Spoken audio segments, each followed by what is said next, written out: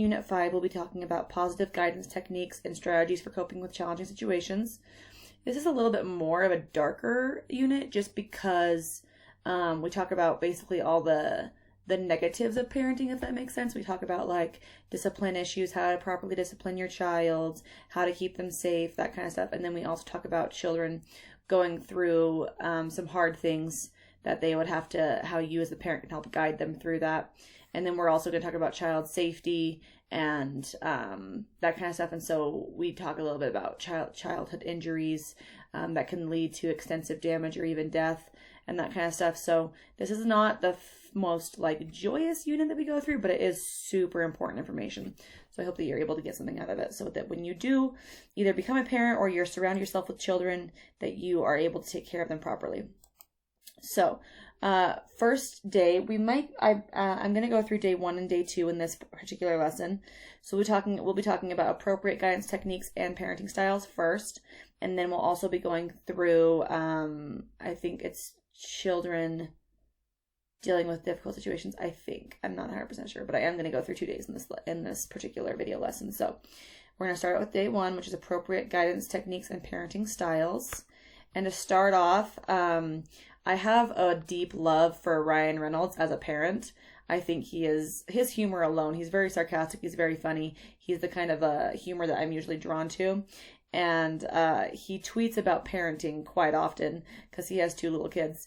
And his tweets are very funny and they're more of like the downside of parenting, but in a really funny, humorous way. So I'm going to show you some of these. Now, when I do show them to you, I want you to be aware that sometimes they do show a little bit of language, but we're in high school, we can handle it. I won't say the word, but you'll probably read it. So anyways, let's go into, I have them saved in 28 Ryan Reynolds tweets about parenting that make you laugh out loud. So when he explains the solar system. On our 6 a.m. walk, my daughter asked where the moon goes each morning, and I let her know it's in heaven visiting Daddy's freedom. Went to Disneyland because my daughter's obsessed with Mickey Mouse. She was so excited when I got home and told her. Damn, it's hard letting your infant daughter go somewhere alone for the first time. I was a total mess dropping her off at Burning Man. The mobile above my daughter's crib is just a whole bunch of Nuva rings, so she remembers how lucky she is. It's important kids eat 5 servings of vegetables a day, even if childhood is just a dress rehearsal for an extraordinary adult suffering. This morning, my daughter said quiche, which means she's smart, hungry, and an asshole. Put the baby down in her crib tonight. She scrunched her nose, so cute, giggled, and then turned into 1,000 bats. Tinder is not a babysitting app. Apologies to Crystal and Janine for the misunderstanding. My daughter loves the Miley Cyrus song "We Can't Stop" because she thinks it's about cutting my brakes in lines on my car. I love this one. I watched Frozen without my 2-year-old daughter this morning. Despair reveals itself in many forms. Healthy parenting tip number 34. Get the child into showbiz as soon as possible. Oh no, this one's my favorite. No matter which kid's book I read to my screaming baby on an airplane, the moral of the story is something always about a vasectomy. Being a father is the single greatest feeling on earth, not including those wonderful years I spent without a child, of course. I don't want to read all of these. I'm writing a children's book in all caps so people know to yell. What's better than a 12-hour drive with a screaming 1-year-old, not including hepatitis? Happy birthday to my baby girl. Sad I lost my virginity, but thankful I have a daughter. Tip. It's important parents take a little time out for themselves, too, even if you feel pretty guilty when you return 14 years later. My daughter just sneezed into my yawning mouth. Seemed really effing pleased with herself. Joke's on her, she'll have to bury me someday.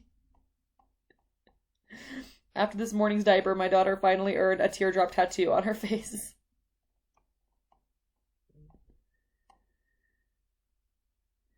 Love writing nursery rhymes for my daughter. Her favorites are Sunshine Cuddle Time and Everyone You Know Will Eventually Die.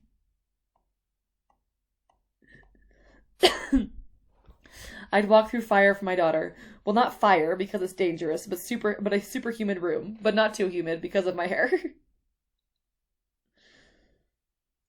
Nothing's better than spending an entire morning staring into my baby daughter's eyes, whispering, "I can't do this." Oh man. So, if you ever want to have like a more of a humorous take on parenting, read Ryan Reynolds' Twitter. It's hilarious. Okay, let's go through some parenting terms real quick. First, we have guidance. So, guidance is continual, long-term influence on behavior. I am not going to go into these videos because I don't want my recording to stop like it has in the past. So what I want you to do if you want to watch it is just pause the video, okay? And then highlight the link and go watch the video yourself. The act or function of guidance through example, words, and actions. Giving advice or counseling. Helping, teaching, or showing. And it can be positive or negative. Oh, I'm sorry. Okay, so you always want to be able to guide your children. You want to influence their behavior. You want to give them advice or counseling. You want to guide them through example, words, and actions. The thing with parenting is you can't tell them, like say you have a rule that kids can't swear. Okay, say you can't, that's a bad word. You can't say that word in our house. Okay. But then you come walking through the door and you're like, "Oh, this mother effing day made me lose my effing mind." And you just start going off, right? And you're like, "This piece of shit." And you just go off, okay? In front of your, like both all your kids and stuff like that, telling them about this day. Your rule doesn't make sense to them. Like if you have a rule that you don't use bad language in your home, then you need to also meet that standard and teach through example, okay? Like I know that my brother and his family have a swear jar. And obviously there aren't just all swear words because their kids are like 7 and 4. So like they have like the bad words that the kids know, but then they also have words like crap, I hate you, suck, like those kind of words too are also in there. And so you can't say them. And if you do, the kids have to put a nickel in there, which is part of like their allowance. But the thing is too is that if the kids catch the parents saying those words, the parents have to put like a quarter or $1 in, and then whoever they have like this chart set up on that kind of stuff on if you do certain things and you don't say certain words, you could get some of the money and that kind of stuff. So it's a system that the parents have to follow as well. You always want to be able to help and teach your child and like I said, guidance can be positive or negative. Like as an example, positive guidance is showing them through example. Negative guidance is setting rules without following through those rules yourself, if that makes sense. Okay, discipline, however, is behavior modification when needed. And so this is usually more of like a punishment. Guidance is where you're helpfully guiding your child through life and you're kind of their support system, whereas discipline is a behavior modification. You nip something in the bud, usually with a punishment, okay? It's a teach and train behavior by instruction and exercise in accordance with rules and conduct. Remember, discipline should be firm, fair, and friendly, okay? You don't want to, if your child talks back to you, you don't want to ground them for 2 months. That doesn't make sense. That's not fair. Okay. When you are punishing your child, you want to make sure the punishment fits the crime. Also, I don't know if you guys are aware of this, that when your kids are really young, they should never be in timeout for more minutes than the age they are. So if your child is 2, their timeout is 2 minutes long. Okay. That's plenty of time for them to understand that they are in timeout. They've done something bad. It breaks their little heart when they go to timeout. Okay. They're really, really upset about it.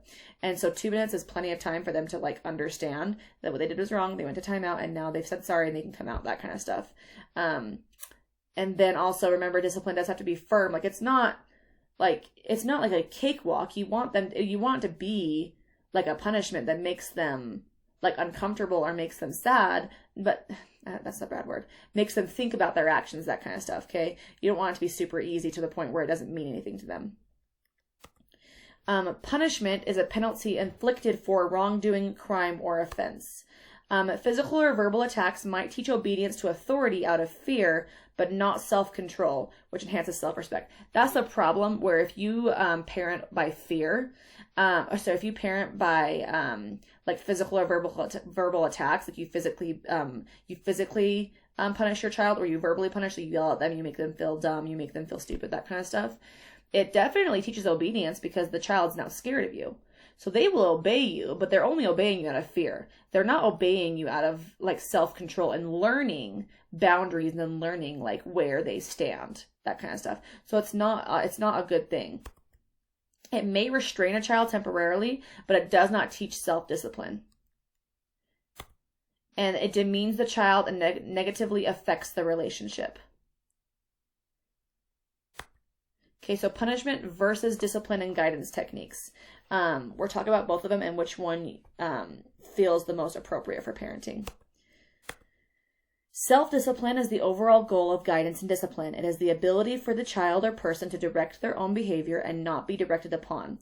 You want a child to be able to understand that they don't eat cookies before dinner because it can spoil their dinner. Okay. Now, when you're first displaying this rule, you obviously need to explain the reasonings behind the rule. You don't just say, because I said so. That's a terrible excuse that parents can use because it doesn't actually teach the child why that rule or boundary is in place. So you need to sit down and you need to explain to the child why you have set that boundary, okay? And you eventually want them to understand that they now make that choice, okay? As they get older, they know, well, I don't want to ruin my dinner, so I am choosing not to eat this cookie that's unattended. And that's a really simple explanation, but like as an example is like if you are trying to teach this kids to be nice to each other and to not hurt each other's feelings, pull each other's hair, be mean to them, that kind of stuff, you want them to eventually have self-control over themselves where they learn that, hey, if I kick my sister, it's going to make her cry and make her sad, and I don't want to do that. I'm doing it because I choose to be kind to my sister, not because I'm scared of what's going to happen if I decide to do it, if that makes sense. Children may rebel when parents punish rather than discipline, okay? If a parent lays down very, very, very strict rules with very unreasonable punishments and they're just crazy strict, and it's just they're constantly over their child over and over and over again, and their child always feels like they're constantly in trouble. Here's the thing that children do, is they don't learn to follow rules. They learn how to secretly break the rules. And I know that every single one of you listening to this can think back on a time where you decided to sneak around your parents and you decided to rebel because it was easier to do it that way than to respect the rule, if that makes sense, okay? So you never want to just punish, because when you do that, children don't learn to obey, they learn to go around you, and they learn to be more secretive, and they learn how to be better at lying. So you have to decide what you'd rather want your child to be like. My parents always had a lot of trust for us when we were growing up, but that was definitely earned. Their parenting philosophy was trust until you deserve not to be trusted. Like as an example, my curfew was 11 p.m. on the weekends. And if I was home at even 11:08, my curfew for the next 2 weekends was now 9 p.m., if that makes sense, okay? The punishment made sense. The discipline made sense. It was against their rules. It was short. It was to the point, and it was, and that kind of stuff. But then again, if my curfew was 11 o'clock and I'm coming home, and I'm home by 11 o'clock, my parents continue to trust me, and then I continue to get more freedom, if that makes sense. Okay, adults who do not reinforce appropriate behavior may have children who resort to problem behavior. You always want to reinforce their appropriate behavior. You want to notice what they do right and praise them for it. Guiding by example is a very effective way to teach children the desired behavior. Always, always, always guide by example. You can't tell them to live one way and you live something completely different. Now, obviously, as an adult, you have more freedoms and you have more ability to do what you want to do. That's obvious, okay? But when you're with your children, you need to set an example of how you want them to be. Children feel more secure when caregivers are consistent. Positive guidance works best when based upon consistency. We've talked about this since day one. Consistency is key in parenting. Children often misbehave for attention, so the caregiver should withdraw from the conflict and resolve that problem later. Attention is a powerful reinforcement of positive and negative behavior.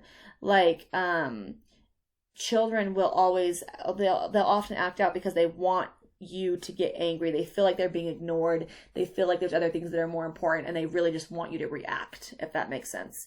And so sometimes it's important that if a child misbehaves, you don't get angry right then and there. You withdraw from the conflict and you resolve the problem later after you've calmed down for a minute, and you can like talk to your child after the whole like their goal of being attention has kind of passed.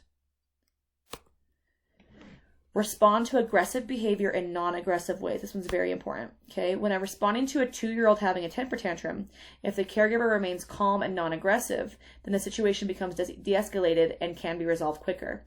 If your child is, by the way, temper tantrums, so unbelievably normal. Please remember that your child is learning how to be a human being. They have all these different feelings and emotions and behaviors. They have no idea how to react. So when your child has a temper tantrum, don't feel like you're a bad parent, or feel like your child is going to be a really mean kid, or feel like your child isn't emotionally developed. It's so normal. Like, temper tantrums are so unbelievably normal. Your goal as a parent is to remain calm and to respond in a calm, non-aggressive way, okay? Let your child get it out, and then if it's still not calming down, you pick up your child, you remove them from the situation, and you go and you wait for them to calm down, if that makes sense. You don't yell back, you don't scream back, you don't hit and punch the floor, you don't act like your child, okay? You're the adult and you need to respond in a calm way, and it does become resolved quicker. Now, it depends on the child. I remember, oh my gosh, okay, guys, so Presley, the 7-year-old, she used to have what we would call Presley moments, and they were the worst. I feel like she was actually releasing Satan from her body. She was 3 years old when she would get these Presley moments, and they would last 3 hours long. And I'm not exaggerating. She once got locked in her room because she was having a moment, and she would bite herself on the arms to try and get her parents to come in and get her out of time, like get her out of her space. Oh, shoot. She would usually eventually fall asleep in the closet after she was done.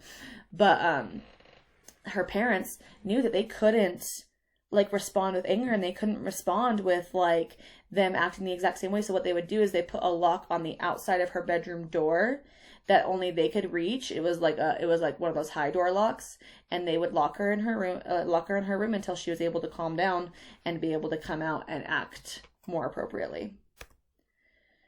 Adjust the environment so that the items that may be a potential problem are placed out of sight.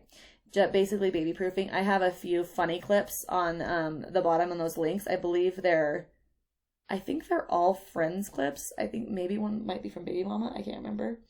But go ahead and pause this video and highlight the links and go to them, and you can watch them. I just don't want to go to them because I don't want my video to stop. Common reasons children misbehave. It is very normal behavior for the child's age. Like I said, don't panic when your child is being naughty. They have a natural curiosity. They do not know any better. Like I said, they are learning how to be human beings.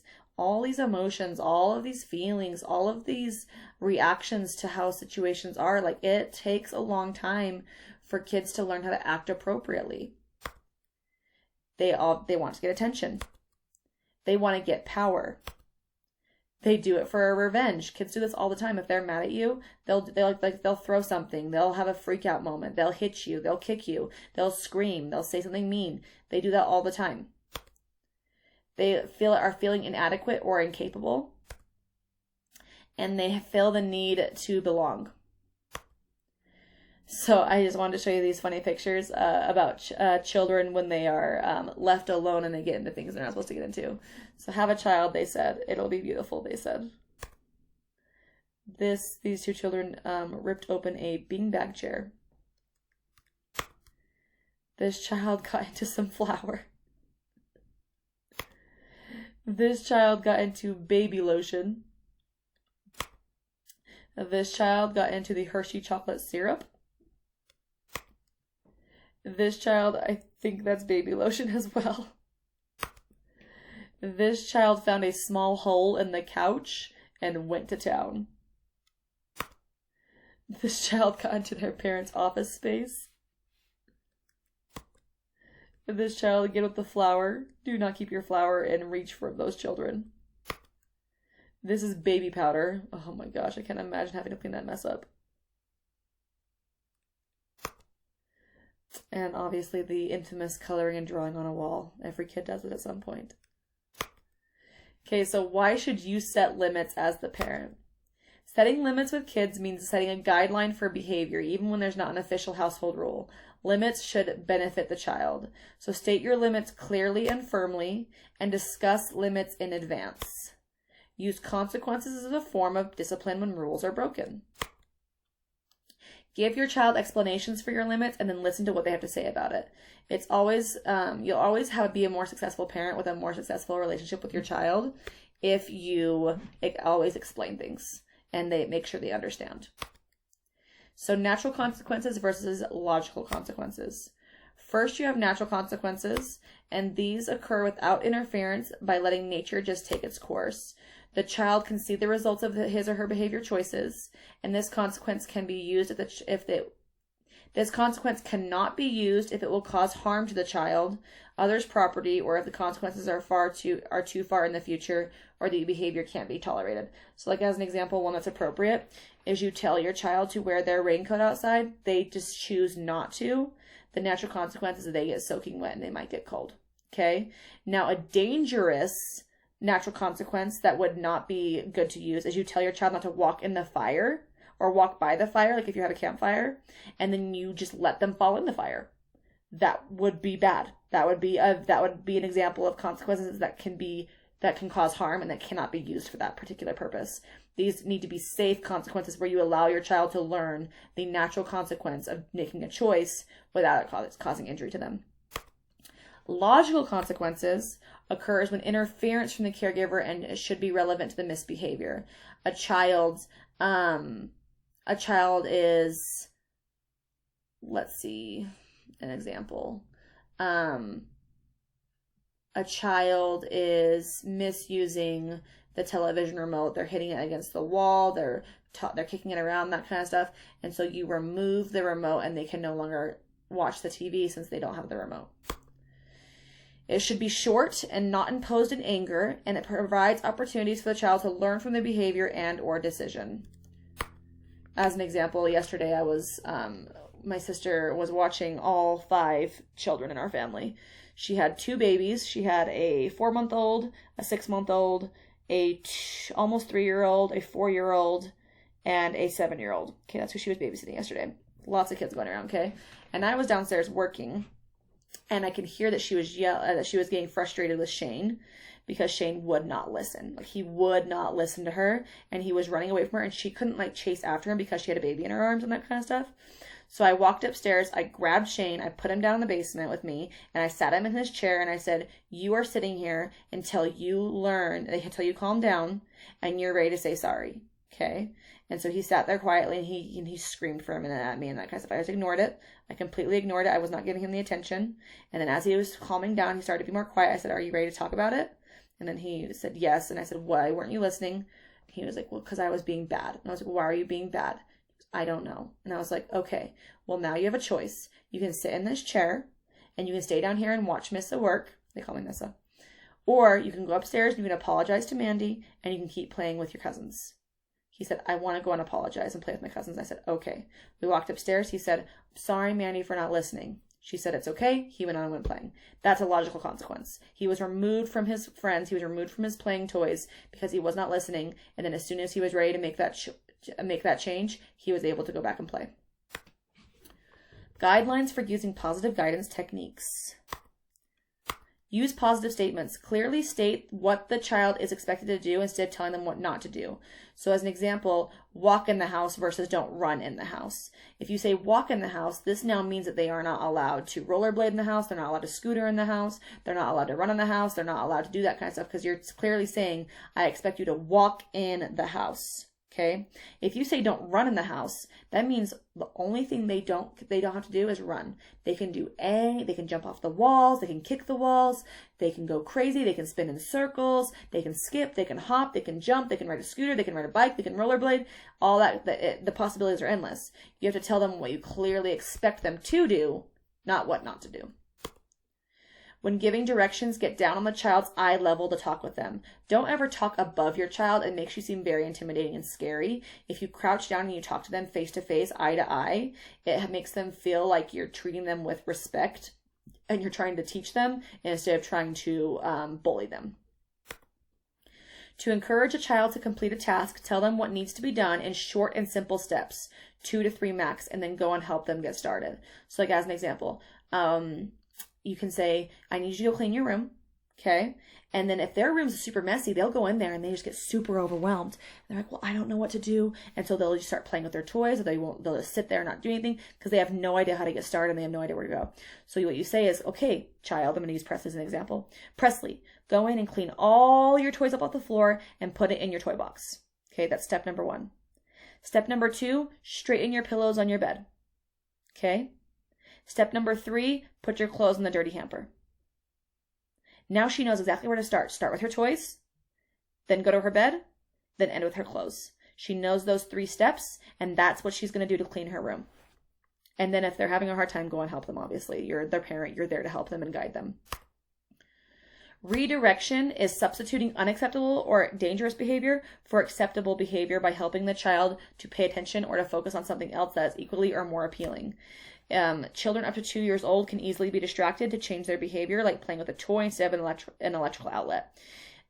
Kids are going to get into things, so always make sure you baby-proof your house. But if you see them playing with something that they shouldn't be playing with or that is possibly dangerous, just take it away from them and replace it with something that they can play with that is more safe. Some behaviors just need to be redirected to an appropriate place, such as having a child jump on a trampoline instead of on the bed. If you see your child jumping on the bed or the couch and that's against your rules, you tell your child, no, you know the rules. You can't jump in the house. Where do we jump instead? And they say the trampoline, and you take them out to the trampoline. Reverse attention. Attention is a powerful reinforcement to guide children in a positive or negative direction. Ignore the negative behavior when possible and reinforce positive behavior. Remember, a lot of the times children are acting out because they want attention. And if you give that to them, that's showing them that all they need to do is continue to act out to get that attention.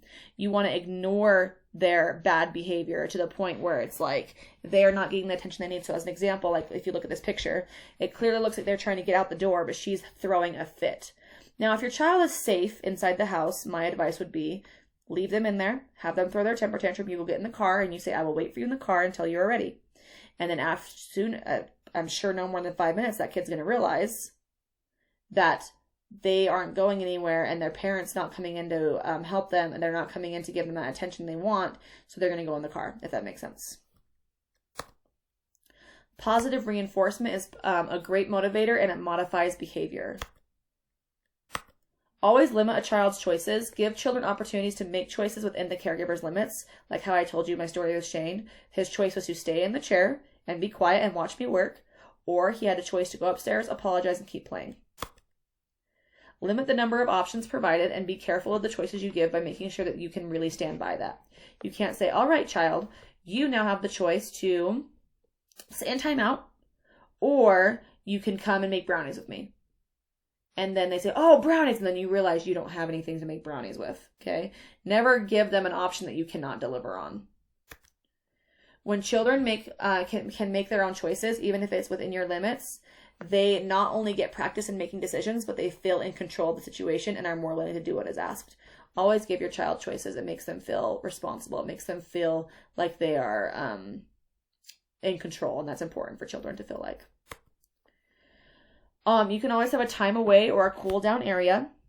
It's an area or a time away where a child can calm down. It can be a corner of your house. It can be a room. It can be a spot where they're not necessarily in timeout and they're not like face the wall, put your nose to the corner, or don't say a word, this kind of stuff.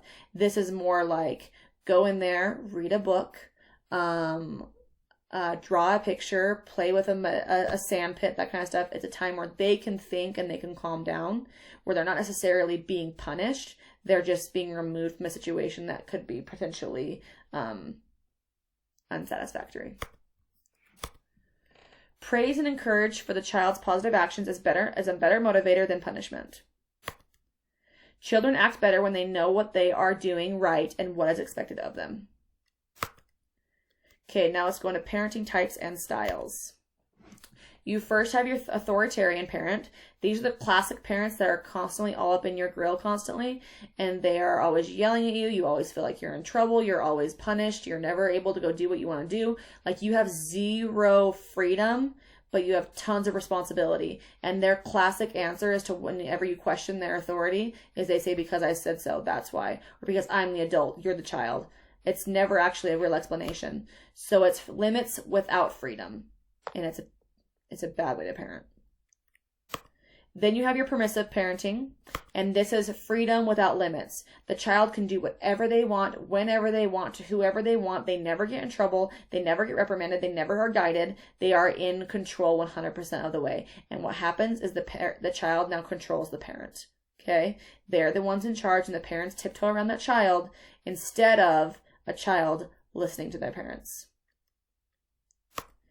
And then you have democratic. This is freedom within limits.